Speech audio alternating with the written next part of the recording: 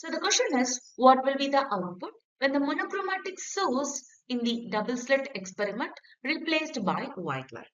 It's known that when monochromatic light source is used as a source of Young's double slit experiment, it will produce the clear, unstable interference pattern of bright and dark fringes.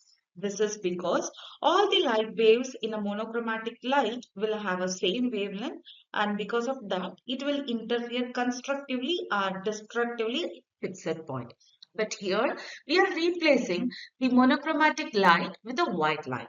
So when monochromatic source in a Young's double slit experiment was replaced by a white light, the result is a change in the nature of interference pattern. So white light is a mixture of all visible wavelengths. So each wavelength will produce its own interference pattern.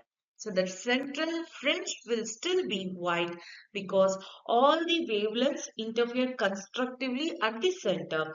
But as we move away from the center, the bright fringes, or as we can say, the fringes will become colored due to the different wavelength interfering at slightly different angles. Therefore, the correct answer here is option A. There will be a central bright white fringe surrounded by a few colored fringes.